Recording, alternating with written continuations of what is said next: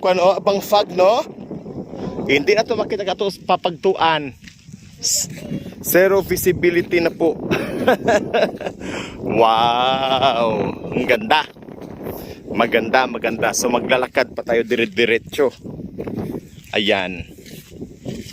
So, exercise. Pagkatapos ng New Year, ng Pasko, at ng mga Thanksgiving celebrations na puro karne at saka matatamis. Ayan, naglalakad-lakad kami dito sa Tagaytay. Ayan. So, just join us sa aming paglalakad. Yan o, sina Sister Alec at saka si Brother Lavel. Yan. Ganda ng lugar na ito. Oh, so maraming fog. Ito yung nung bata pa ako ay gustong gusto kong maka-experience ng fog. At dito na nga may fog.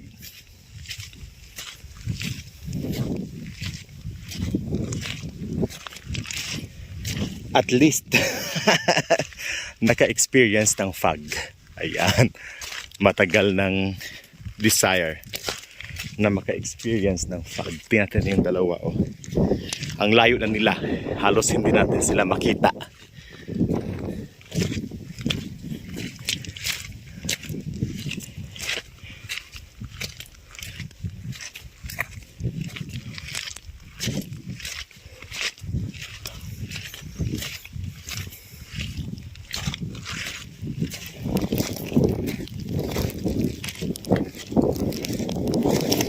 Ay, umulan. Nice.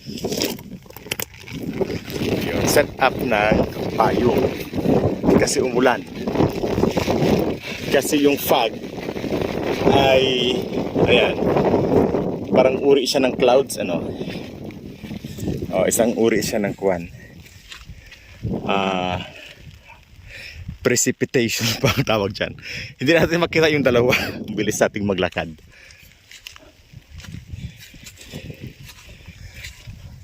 Part ng water cycle. Ayun. Maraming mga bulaklak dito sa gilid. Pag ganito yung lugar na abundant sa water. Doon sa Genesis chapter 2, sinasabi doon na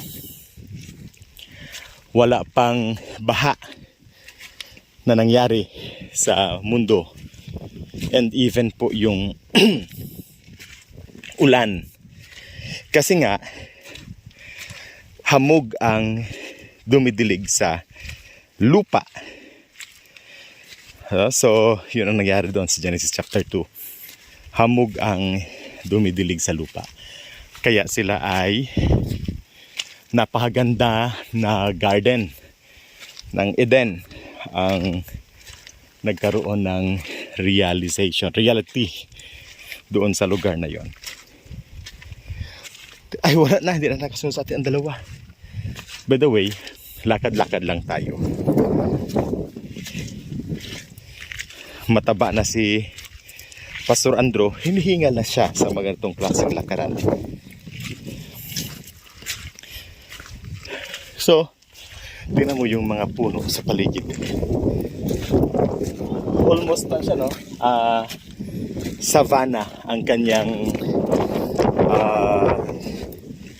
tawag ito, ang kanyang mga tanim o yung mga nabubuhay na mga plants. O sabihin, it's a grassland. Yan. Pero from time to time may mga nagsasprout din naman na mga puno, mga trees, mga shrubs. Yan. So ang tawag yan sa ecosystem, may iba't ibang klase ng ecosystem. Grassland ecosystem, may rainforest ecosystem. Ito naman, it's more of a grassland. Ayan. And lakas ng hangin. Rinig nyo ang tunog ng hangin. So just enjoy. Just enjoy.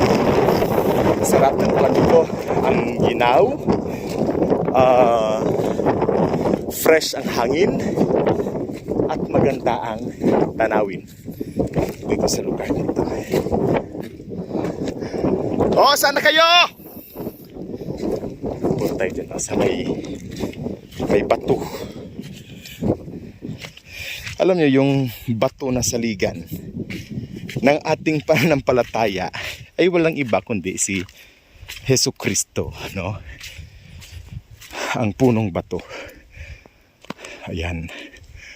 Woo! Just lang, layo na natin pala. Nauna na tayo. Pero may landslide dito. May landslide. So saan sila? Kita nyo ba? Diyan. So, may mga wild na saging dito. Interestingly, ang saging pala ay nanggaling sa Southeast Asia, dito sa Pilipinas, at saka sa mga kalapit na mga isla dito po sa Southeast Asia. Ano? So, nakakatuwa lang na ang contribution pala ng atin pong region sa mundo ay saging. And of course, manok. Yung manok din galing din dito sa Southeast Asia. Na dala lang sa iba't ibang panig ng mundo at kanila itong napadami at na-improve yung lahi by natural selection. Ano pa ba? Sometimes ay ngayon ay may artificial na yung mga lahi ng mga pantanim, lahi ng mga hayop pwedeng ma-improve gamit po yung natural selection. Ayan. So yun. So yung manok at saka yung saging nanggaling pala dito sa ating rehiyon sa Southeast Asia. Oy, may magandang lugar dito. Merong parang farm. Merong solar farm. May solar at saka mayroong ng tubig. Ano kaya itong lugar na ito? Yan. So dito naman makita natin hindi siya forest, no? Ano siya? Parang kwan lang. Parang growth lang ng mga medium and small size trees. Ganda dito sa lugar nito. Malamig, maginaw. Malakas na yung dalawa na makarating. Ayan, silang dalawa. So yan na. So praise the Lord. Kamangha-mangha lang yung kwan, yung creation ng ating Panginoon. Kasi ipinapakita ng creation ng ating Panginoon yung diversity. Amazingly, noong nilikha ng Diyos ang mga halaman, ang mga tanim, siya ay naglikha hindi in accordance to species, but He created in accordance to genus. Kaya nga sabi ng ating Panginoon, according to their kind. Yung Latin word for kind is genus. Yun ang Latin word for kind ay genus. So for example, yung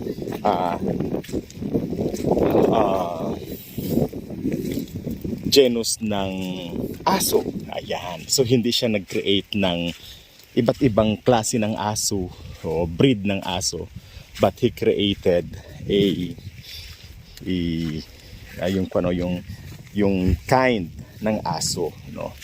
Ganon din ang command ng ating Panginoon kay Noe, no? Na yung mga hayop na ilalagay niya sa arka ay representative lang ng kind, hindi noong individual species ng mga hayop, no? Kaya sa sobrang daming mga tawag dito, hayop sa mundo, you can organize them, you can categorize them according to species, according to subspecies, according to family, according to genus, and so on. So may mga kanya-kanya yung mga categorization according po sa categorization na ginawa ni Carlos Linnaeus, no? So, and of course, may mga iba ding mga category, mga systems ng categorization ng mga hayop at mga halaman, no? So, but it is interesting na nung nilikha ng Diyos ang hayop, ang halaman, nag-create siya according to their kind and not according to their species. Ayan. So, maintindihan natin na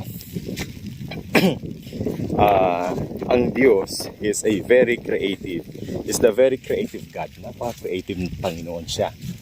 And dahil dyan, nagkaroon ng tatawag na breeding, inbreeding, at saka speciation. Kaya kahit po yung tao, isang partner lang ang nilikha ng Diyos sa tao, di ba? Si Adan lang at saka si Eva. So, pero kung ating mapansin ngayon, may mga klase ng tao na kamukha natin, brown. May mga klase naman ng tao na black or mas matingkad ang kulay. May mga klase naman ng tao na mas maputi o mas mapusyaw ang kulay. So, pero kung ating balikan ang biblical account, isa lang na couple ang nilikha ng Diyos. Si Adam lang at saka si Eve, no?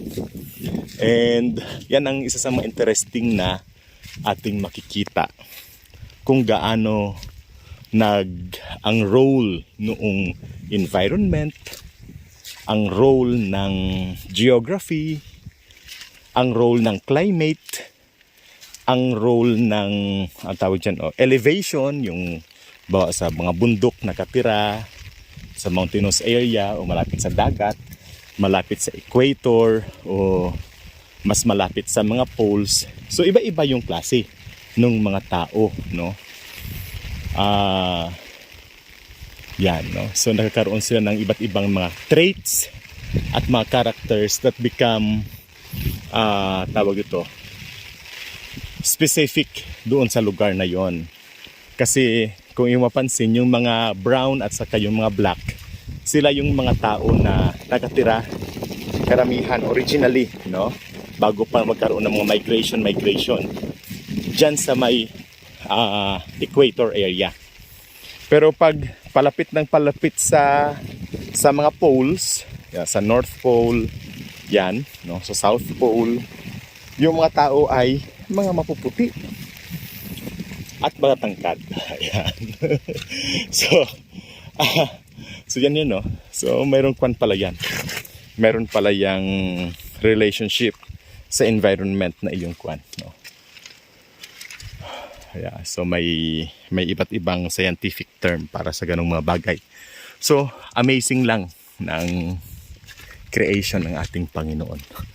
So 30 minutes na tayo na nag-uusap at kung ano-ano na ang ating napag-usapan at ano-ano na rin ang ating nakita. Pero para sa akin ay na-exercise ang aking lungs, na-exercise ang aking puso, na-exercise ang aking mga muscles. Ayan. So, enjoy lang sa paglalakad sa lugar na ito na maginaw, mahangin, at komportable sa pakiramdam. So, yung mga kasamahan ko, nakakahabol na sila. Mataas na po itong ating kinaroroonan. Nawala na yung fog, napalitan na ng light drizzle ng ulan. Yan. So, that's all for today. Kasi malapit na tayo sa may peak nitong ating pong lalakaran. So, medyo bilis-bilisan natin ang paglalakad. Medyo hihingalin ulit tayo. Pero, okay lang. Okay lang. Sabi noong kwan ng isang YouTuber, okay lang.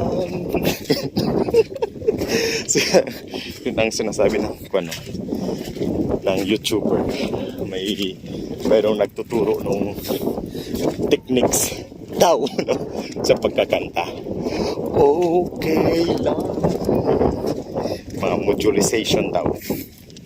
Mga vibration. Okay lang. Yan, ganda ng kwan. Yan ang pinakita kanina. So halos wala ng fog. Nalang sa malayo ang mga fog. Okay lang. Tingnan natin. Kasi wala tayong view na makita sa malayo. Kasi nga, ang daming fog. Ayaw makikita. Ayan, tingnan natin. Ay, may mga bahay doon sa malayo. Oh.